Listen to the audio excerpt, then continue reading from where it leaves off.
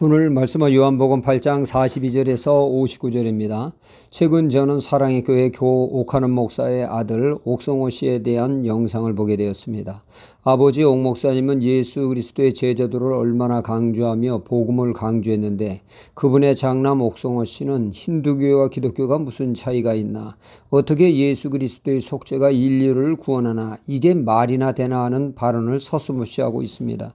이단도 보통 이단이 아닌 발언을 서슴없이 하고 있다는 얘기죠.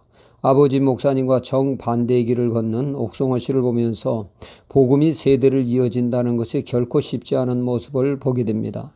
성경에도 사무엘이 얼마나 탁월한 하나님의 사람이었습니까? 신실하기 그지없고 그의 전하는 말씀은 땅에 떨어지지 않는 온전한 하나님의 말씀을 대언했던 분이죠.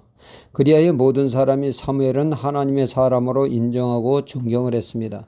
그러나 그의 아들들은 사뭇 달랐죠. 불의를 일삼는 자들로 이래 격분하여 장로들은 극히야 세상과 같은 왕을 우리에게도 달라고 요청하는 빌미를 제공하게 되었죠. 신앙교육 결코 쉽지 않은 일임을 알 수가 있습니다. 복음은 혈통으로 이어지는 것이 아니라 각자 개개인의 인격적으로 주님을 영접함으로 가능하게 되죠. 도올 김용욱 이분도 대단한 크리스찬 가문의 사람이지만 그 누구보다 복음을 대적하는 자로 쓰임을 받고 있지 않습니까? 문제는 어느 소속에 있느냐가 중요합니다. 자고 이래 이스라엘 백성들은 끝없이 하나님이 보내시는 선지자들을 핍박했죠. 안타깝게도 그들은 하나님의 음성을 들을 줄 몰랐던 것입니다. 그들이 원하는 것과 정반대인 하나님의 말씀을 하나님의 사람을 거부하며 말씀을 거부한 것입니다. 그들은 철저히 자기중심적 신앙이었습니다.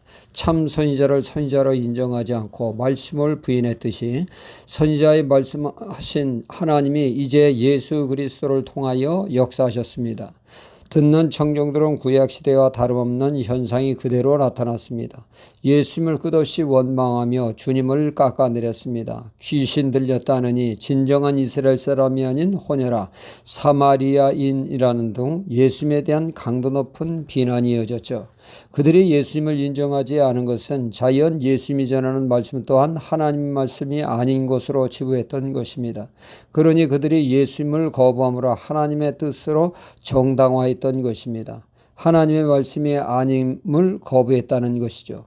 이에 예수님은 말씀하십니다. 선지자가 자신의 그 견해나 생각과 사상을 말하는 것이 아니라 하나님께 받은 말씀을 전하는 선지자의 사명이듯이 예수님 또한 모세가 말한 대로 나와 같은 선지자가 올 테니 너희는 그의 말을 들으라. 아니면 화를 당할 거로 경고한 예수님은 하나님의 말씀을 전하던 것입니다. 예수님은 자신이 그 전하는 말씀이 예수님의 말씀이 아니라 하나님의 말씀을 전하신 것이라고 늘 강조하고 있습니다. 예수님의 말씀은 고로 하나님의 말씀인 것이죠. 변화산에서 예수님이 세 제자 베드로, 야고보, 요한과 함께 산에 올랐을 때 구름 가운데 하나님 아버지께서 그들에게 음성을 들려주기를 너희는 그의 말을 들으라 말씀하고 있습니다. 예수님은 전적으로 아버지 하나님의 말씀을 전하신 것입니다. 그럼에도 불구하고 그들이 거부함은 예수님을 적대시함에 대하여 그들의 소속이 악한 영에 있음으로 인해서 진리를 거부하고 진리에 서지 못하게 되었다고 주님은 말씀하고 있습니다. 정말 하나님께 속한 자라면 진리에 반드시 반응했다는 얘기죠. 예수님을 하나님의 인정하고 그분의 가르침을 하나님의 음성으로 받아들이게 된다는 것입니다.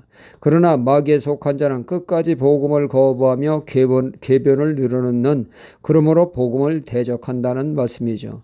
하나님께 속해 예수 그리스도 온전하신 그분의 하나님의 말씀으로 아멘으로 받아들인다는 것은 귀한 하나님의 은혜가 아닐 수 없습니다. 할렐루야.